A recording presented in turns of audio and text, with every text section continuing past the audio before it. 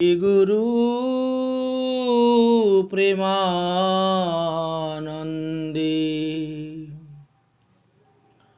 নিতাই গৌরী সীতানাথ হরি হরি বল। সুধী ভক্তবৃন্দগণ, গতকালকে আমরা শ্রীমদ্ ভাগবত মহাপুরাণের দশম স্কন্ধের ৭৬ অধ্যায়টি আস্বাদন করেছিলাম। এই ৭৬ অধ্যায়ের বিষয়বস্তুগুলি হল শাম্ব দ্বারকাপুরী আক্রমণ করেছিলেন। গতকালকে আমরা এ বিষয়ে কিঞ্চিৎ আস্বাদন করেছিলাম। এখন প্রশ্ন হলো, শাম্ব কেন দ্বারকাপুরী আক্রমণ করলেন? তার পিছনে কারণ কি ছিল? সুখদেবজি বললেন, হে পরীক্ষিত, ভগবান শ্রীকৃষ্ণ যখন রুক্মিণীকে হরণ করেছিলেন, সেই সময়ে শিশুপালের বন্ধু এই শাল্ব সেখানে বরযাত্রীর সঙ্গে গিয়েছিলেন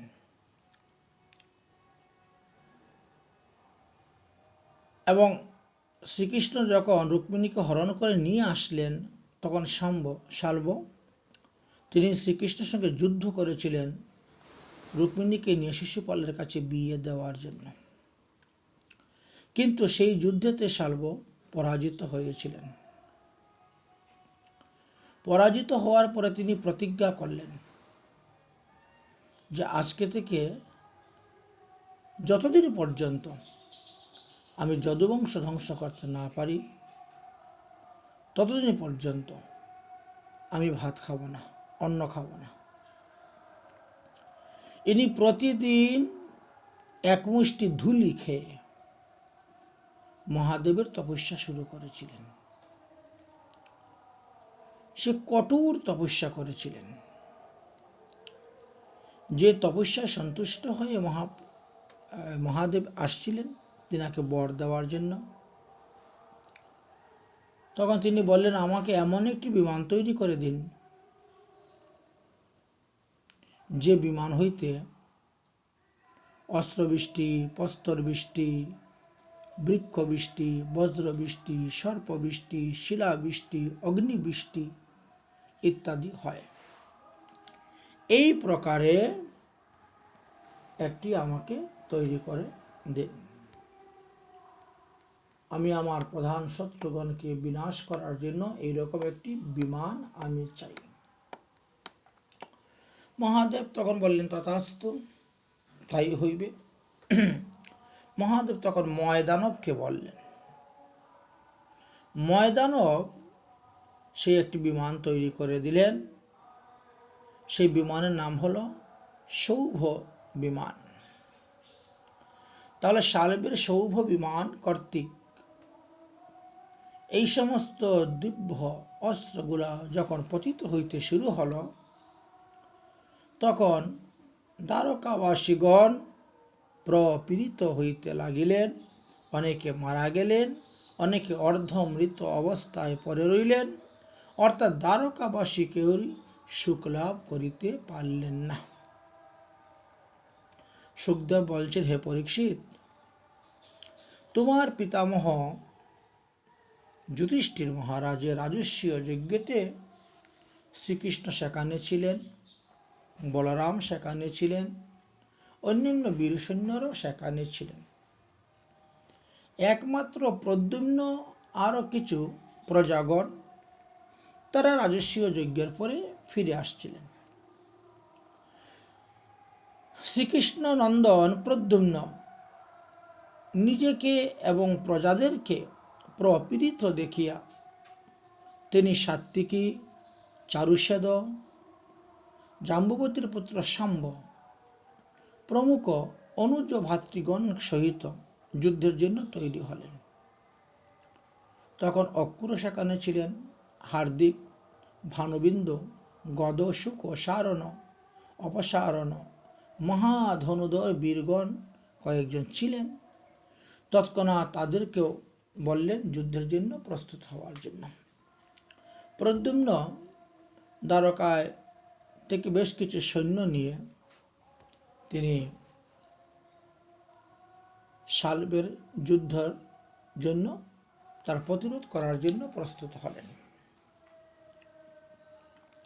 প্রদ্যুম্ন সবাই সঙ্গে লইয়া রথ, হস্তি, অশ্ব, পদাতিক সমূহ চতুরঙ্গ সেনাবাহিনী নিয়েই তিনি বেরোলেন এবং শালবের সঙ্গে যুদ্ধ শুরু হয়ে গেল। পুরীর বাইরে শুরু হলো যুদ্ধ। যাদবগণের সহিত শালব পক্ষীয়গণের তুমুল যুদ্ধ আরম্ভ হয়েছিল।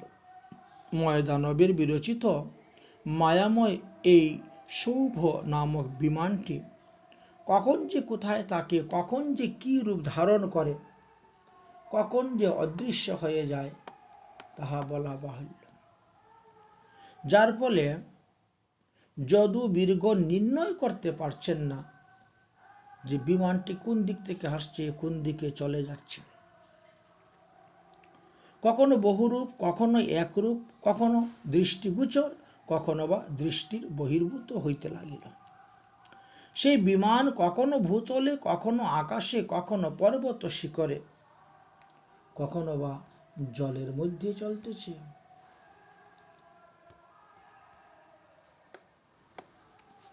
সমুদ্র জলে ভাসমান হচ্ছে, কখনো বা জ্বলন্ত অঙ্গার সদৃশ্য চক্রের ন্যায় ভ্রমমান হয়ে ঘুরে ঘুরে আসতেছে। যাদবগণের সৈন্যকে ধ্বংস করে চলে যাচ্ছে। সেই সৌভ বিমান কোথাও এক মিনিটের জন্য স্থিরভাবে দাঁড়ায় না। আর ওই বিমানের মধ্যে যে রথী মহারথী আদিগণ শালবের সসৈন্যগণ ছিলেন, তারা সেখান থেকে বসে অস্ত্রবর্ষণ করতে লাগলেন। যাদব সৈন্যদের রক্তে নদী বইতে লাগল। যাদব সেনাপতি প্রদ্যুম্ন দিব্য অস্ত্রসমূহ হস্তে লইয়া চতুর্দিকে দৃষ্টিপাত করিতে লাগিলেন। সৈন্যগণের সহিত সেই সৌভ বিমান বিহারী শালবকে যে যে স্থানে দৃষ্টিগোচর করেন সেই সেই স্থানকে লক্ষ্য করিয়া দিব্য বাণ তিনি নিক্ষেপ করিতে লাগিলেন। যাদবগণের শরাঘাতে শালবের সৌভ বিমান সৈন্যসমূহ অনেকেই বিধ্বস্ত হয়েছিলেন, মারা গিয়েছিলেন। রুক্মিণীর পুত্র প্রদ্যুম্ন মন্ত্র উচ্চারণ করিয়া দিব্য অস্ত্রসমূহের দ্বারা ক্ষণকালের মধ্যেও সৌভ পতি শালবের সেই সকল মায়াকে বিনাশ করে দিয়েছিলেন। তখন বিমানটি স্থির হয়ে দাঁড়িয়ে গেল। অতঃপর প্রদ্যুম্ন কি করলেন? 25টি বাণের দ্বারা শাল্যের সেনাপতিকে বিদ্ধ করলেন।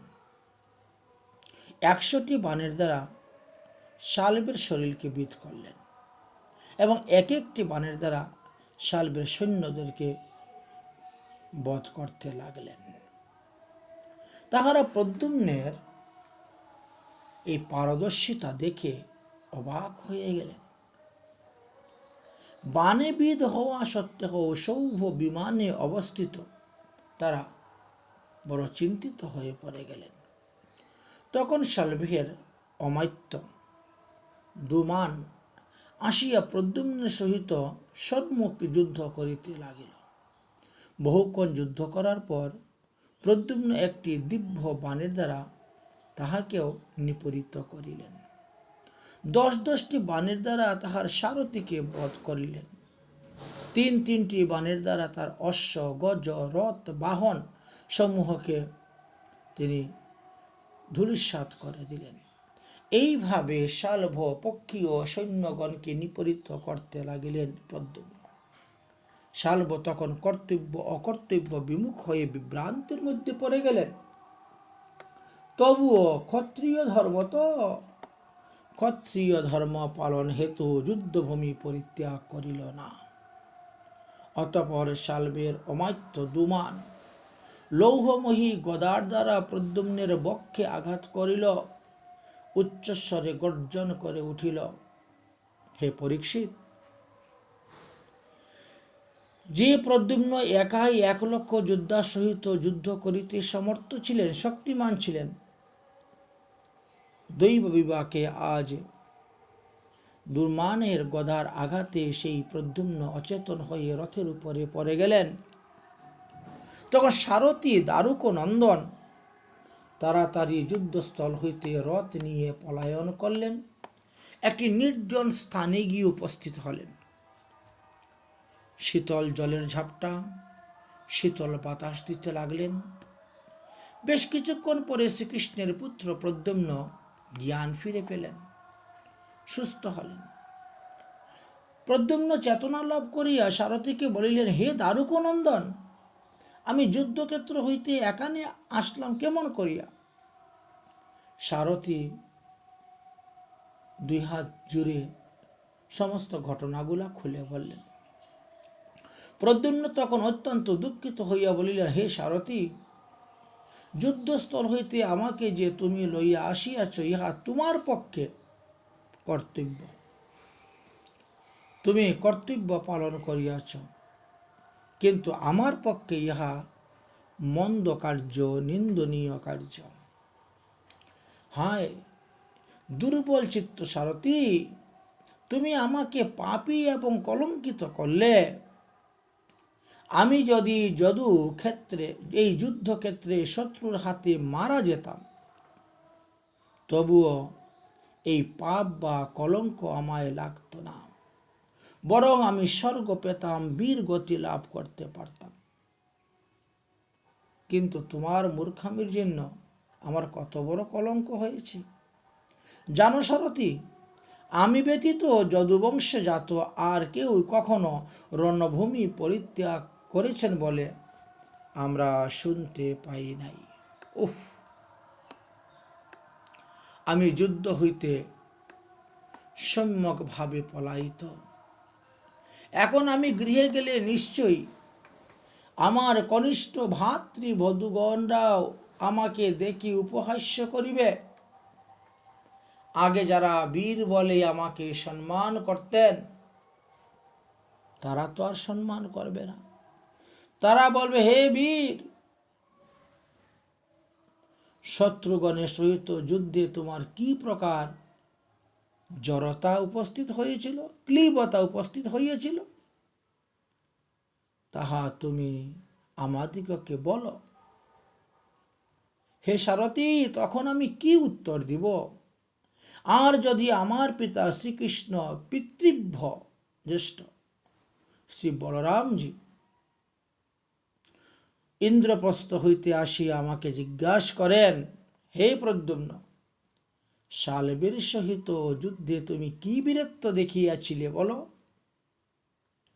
হে সারথী, তখনই বা আমি কি উত্তর দিব? সারথী হাত জোড় করে বলছেন, হে বীর, আমি ক্ষত্রিয় ধর্ম অনুসারে কার্য করিয়াছি। কারণ সারথী বিপদগ্রস্ত হইলে রথী তাহাকে রক্ষা করিবে, এবং রথী যদি বিপদাপন্ন হন তাহলে সারথী তাহাকে রক্ষা করিবে। অতএব আপনি শত্রু কর্তৃক নিক্ষিপ্ত গদার আঘাতে আপনি পীড়িত ও মূর্ছিত হয়ে রথের উপর পড়ে গেছে অজ্ঞান। এই জন্য আমিও পূর্বোক্ত ক্ষত্রিয় ধর্ম অনুসারে যুদ্ধক্ষেত্র হইতে রথ অপসারণ করিয়া আপনাকে আসন্ন মৃত্যুর হাত হইতে রক্ষা করিলাম। সুখদেব বলছেন, হে পরীক্ষিত, অতঃপর প্রদ্যুম্ন জলেতে আচমন করিয়া বর্ম পরিধান করত ধনুক হাতে নিয়ে টঙ্কার দিয়ে সারথীকে বললেন, সারথী, আমার পরম শত্রু বীর দুমানের নিকটে নিয়ে চলো। সারথী তৎক্ষণাৎ যুদ্ধের স্থলে উপস্থিত দুমানের নিকটে রথ এনে দাঁড়া করালেন। প্রদ্যুম্ন দেখলেন দুমান পশুর নিয়ায় যাদব সৈন্যগণকে বিনাশ করিতেছে। তখন প্রদ্যুম্ন অত্যন্ত ক্রোধিত হইয়া 8টি বাণের দ্বারা দুমানকে পুনরায় বিদ্ধ করিলেন।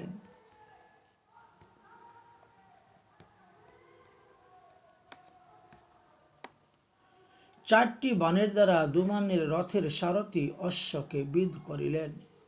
1টি বাণের দ্বারা সারথিকে বধ করে দিলেন। 2টি বাণের দ্বারা তাহার ধনু এবং রথের ধ্বজা ছেদন করে দিলেন। অবশেষে একটি দিব্য অস্ত্র ধনুকে যোজনা করিয়া দুমানের মস্তক দেহ হইতে দ্বিখণ্ডিত করিয়া ফেলিলেন। এদিকে ভগবান শ্রীকৃষ্ণ ইন্দ্রপ্রস্থে থাকিয়া বুঝতে পারলেন যে দ্বারকায় শালবীর সহিত প্রদ্যুম্নের ভয়ঙ্কর যুদ্ধ চলিতেছে। বহু যদুসৈন্য মারা গিয়েছে।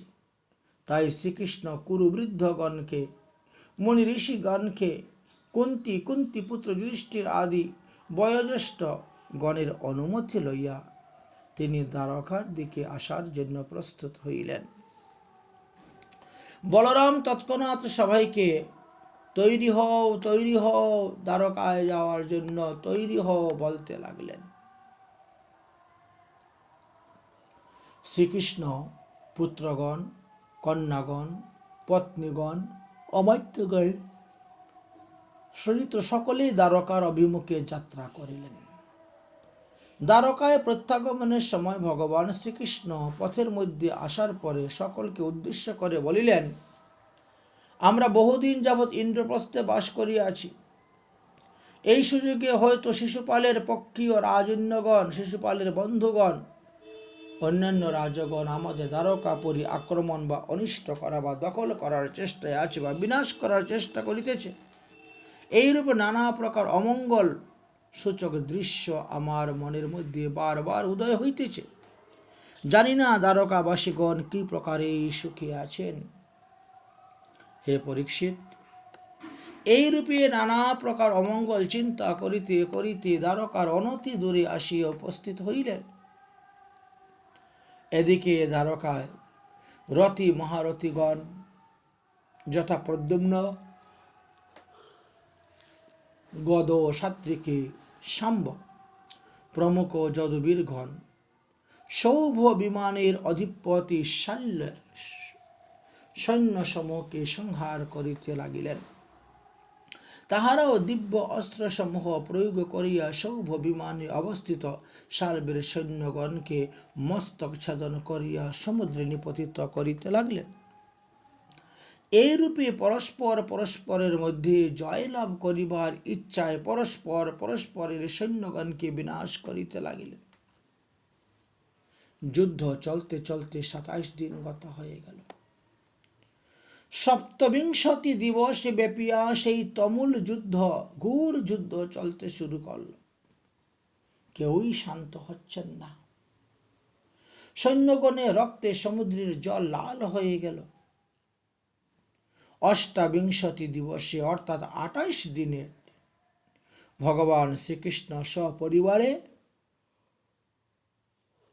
পরিজনগণের সহিত দ্বারকায় আসিয়া উপস্থিত হইলেন এবং দ্বারকায় আসিয়া সৌভ বিমান অধিনায়ক শাল্বকে দেখতে পাইলেন। সে প্রাণপণে প্রদ্যুম্নের সঙ্গে যুদ্ধ করিতেছে প্রদ্যুম্নকে বধ করার জন্য।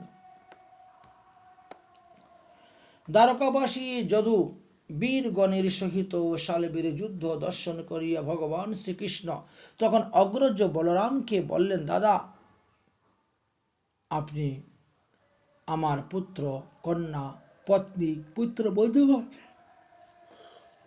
অমাত্যগণকে নিয়ে রাজভবনে প্রবেশ করুন এবং তাহাদিগকে সুরক্ষা থাকার ব্যবস্থা করুন, যাতে শাল্বের সৈন্যগণ এদের উপরে কোনো প্রকার অত্যাচার করিতে না পারে।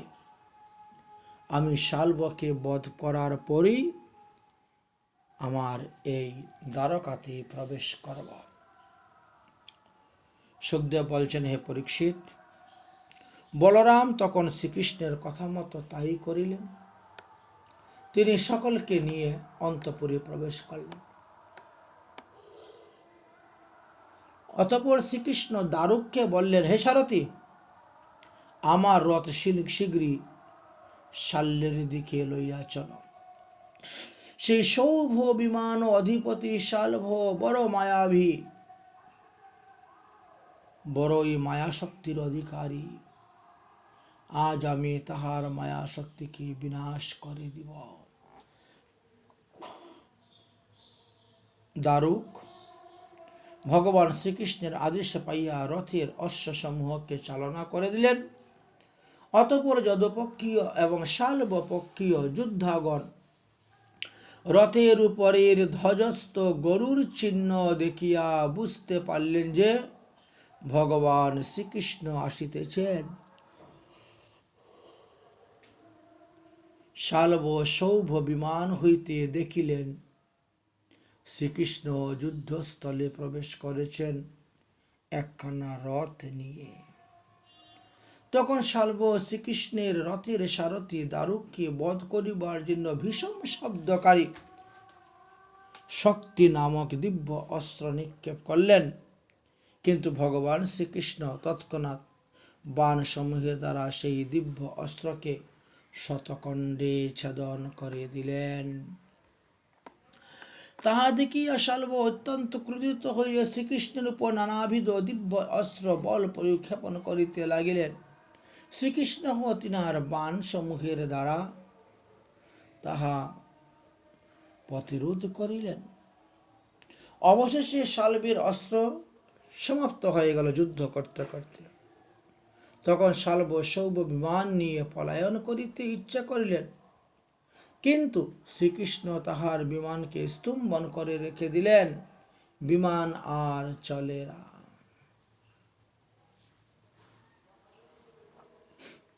শ্রীকৃষ্ণ তৎক্ষণাৎ 16টি বাণের দ্বারা শাল্বের শরীরের বিভিন্ন অঙ্গ প্রত্যঙ্গ বিদ্ধ করতে লাগলেন এবং তাহার বর্ম ধনু ছেদন করে দিলেন।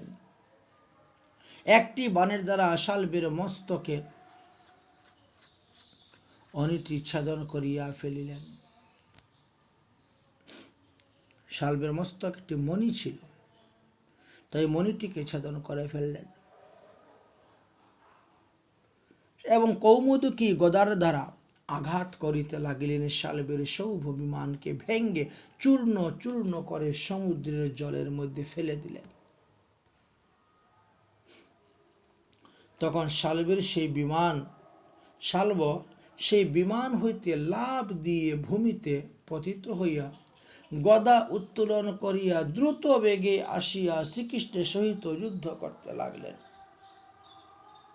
বহুক্ষণ যুদ্ধ হওয়ার পর শ্রীকৃষ্ণ ভল্লুক নামক অস্ত্রের দ্বারা আক্রমণকারী সেই শাল্বের গদাযুক্ত বাহুদ্বয় ছেদন করিয়া ফেলিলেন এবং শাল্যকে বধ করিবার উদ্দেশ্যে সুদর্শন চক্র ধারণ করিলেন। সেই চক্রান্তরের দ্বারাই শাল্বের মস্তক ছেদন করিয়া ফেলিল। এই সংবাদ পাওয়ার পরে দন্তবক্র ছুটে আসলেন।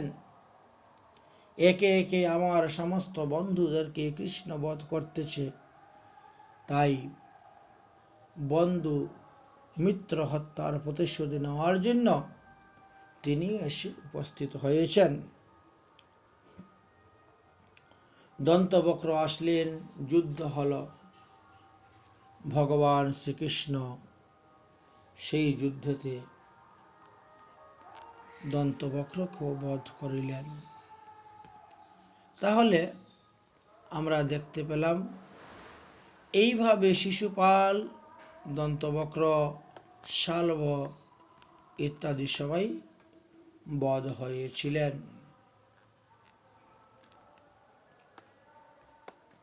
সুখদেবজি বলেন, হে পরীক্ষিত, করুর দেশে রাজা ছিলেন এই দন্তবক্র।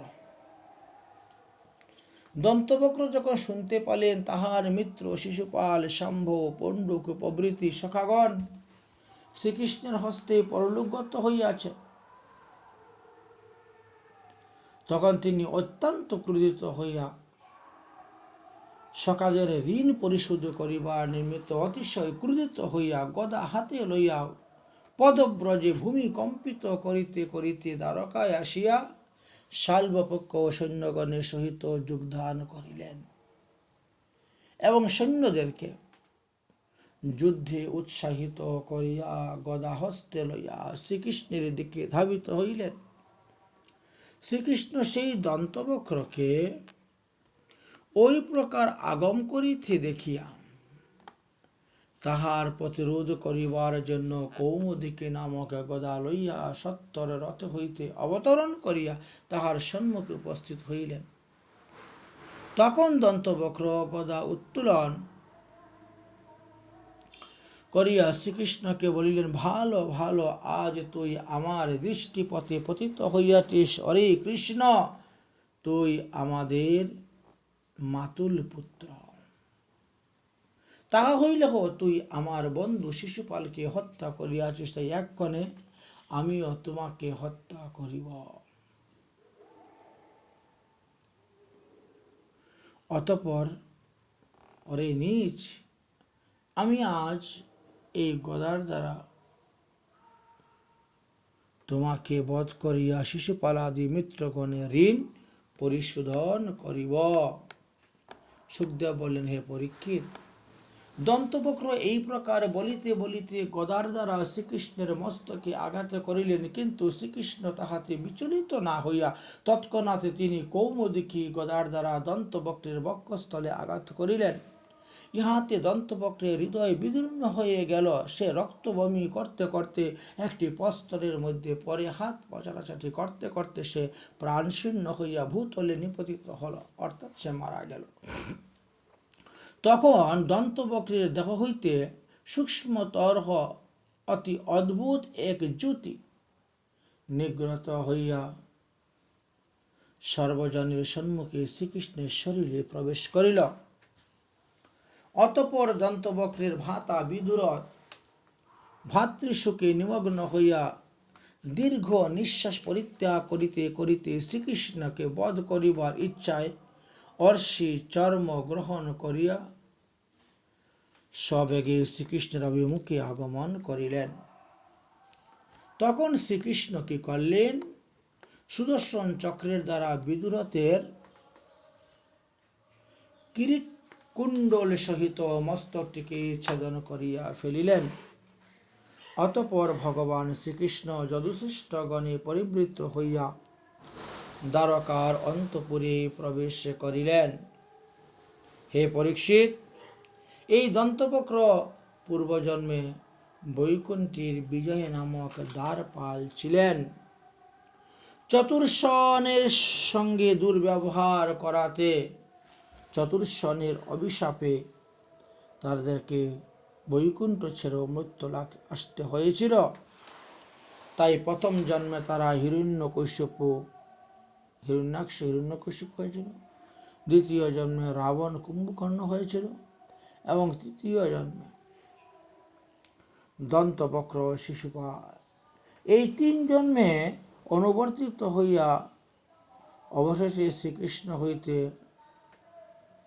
শ্রীকৃষ্ণের হস্তে বধ হইলেন এবং শাপমুক্ত হয়ে তিনি বৈকুণ্ঠে চলে গেলেন। এই ছিল 76 এবং 77 এই 2 অধ্যায় কাহিনী আমরা আস্বাদন করলাম। তার পরবর্তী বিষয় শ্রীমৎ মহাপ্রভুর কৃপা হলে আগামী পর্বে আলোচনা করব। আজকের মতন ভাগবতীয় কথা আমাদের এখানেই বিশ্রাম।